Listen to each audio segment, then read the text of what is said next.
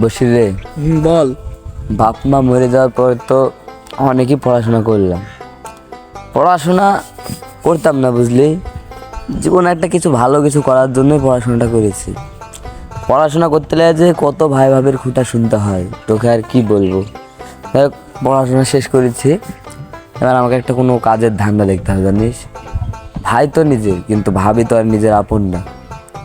মানে খাইতে গেলেও খিনিস মিনিস, বাড়িতে গেলেও খিনিস মিনিস, আর ভাল লাগে না রে। কি আর করবো। তাই তো, কাজ তো করতে হয়, এখন তোর আর বাপ মা নাই। আর মাঠের কাজও তো ধরা আমার দ্বারাই হবে না। ভাবছি শহরে যাব, শহরে গিয়ে ভালো কোনো একটা কাজ দেখব, যাতে নিজের খরচ চালাতে পারি, ভাইকেও টাকা দিতে পারি। কি বলিস? হ্যাঁ ঠিক, তাও ভালো। দেখি আজ ভাইয়ের সাথে কথা বলে শহরে যাওয়ার ব্যবস্থাটা করব।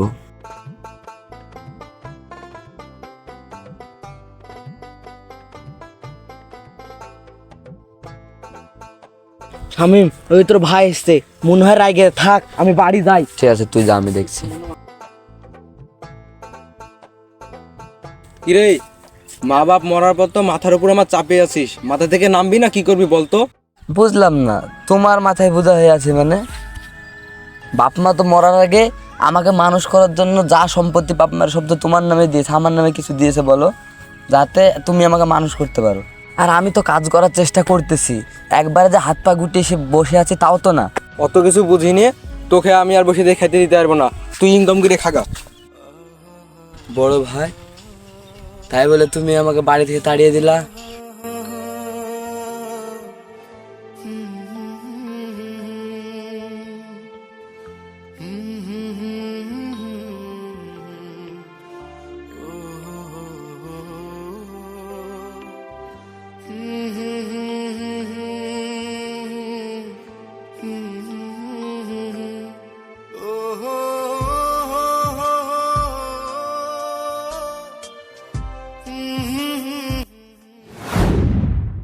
কে শাহিন, শুন বস এখানে, শুধু কথা আছে একটু।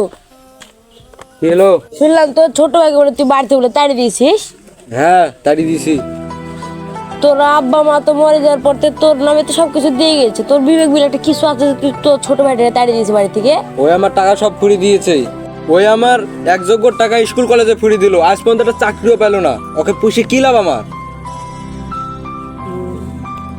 তাও তোর একটা ছোট ভাই বুঝলে কথা, তোর বিবেক বলে একটা কিছু আছে। তুই যে তোর ছোট ভাইটাকে তাড়িয়ে দিলি, তোর একটা বিবেক বলে কিছু আছে। বেকায়দা আজকে হঠাৎ তোর কিছু হয়ে গেল, পাড়ার লোক কি করে সে তোকে দেখবে? সে তো ছোট ভাইটা দৌড়ে এসে তোকে দেখবে, তুই ছাড়া তো তোর ছোট ভাইয়ের আর কেউই নাই। তোর ভাই এখন কতি যাবে না, খাবে না, কতি টটকের ঘুরে বেড়াবে, তোর কেউ দেখাইতে নাই তুই ছাড়া। তুই ঠিকই বলেছিস, ভাইটাকে বাড়ি থেকে তাড়িয়ে দিয়ে আমারও বাড়িতে মন বসছে না। ভাইটা কোথায় গেল, ভাইকে খুঁজতে হবে। তুই ঠিকই বলেছিস, থাক আমার ভাইকে আমি খুঁজে নিয়ে আসি। এই দুনিয়াতে সবাই যে যার মতো কাজ নিয়ে ব্যস্ত। এই দুনিয়ার মানুষ কেউ ভালো না, কেউ না, সবাই স্বার্থপর। সামান্য কিছু টাকার জন্য মানুষ আজ নিজের সম্পর্ককেই বিচ্ছেদ করে দেয়।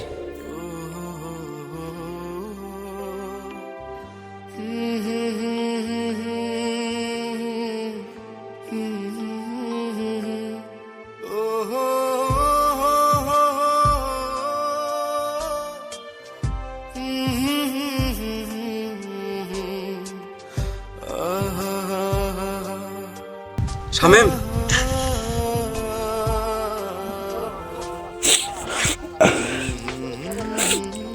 বড় ভাই, বড় ভাই তুমি এখানে কি করতে আসছো বলো? চ বাড়ি চ। না, আমি বাড়ি যাব না। কে আছে আমার যে আমি বাড়িতে যাব?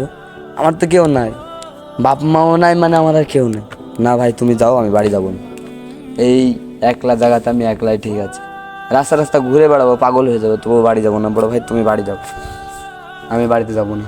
বড় ভাই হিসাবে নাই একদিন বকাই দিয়েছি, তাই বলে তুই আমাকে ক্ষমা করতে পারবি না? আমাকে তুই ক্ষমা না করলে তো আমি সারা জীবন পাপী হিসেবে থেকে যাব। আমি নিজেকে কোনোদিন ক্ষমা করতে পারবো না। চল ভাই বাড়ি চল।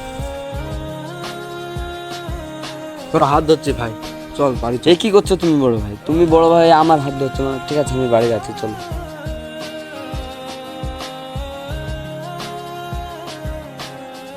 সম্পর্ক এমন হওয়া উচিত যা হাজারো ব্যর্থতার মাঝেও টিকে থাকে।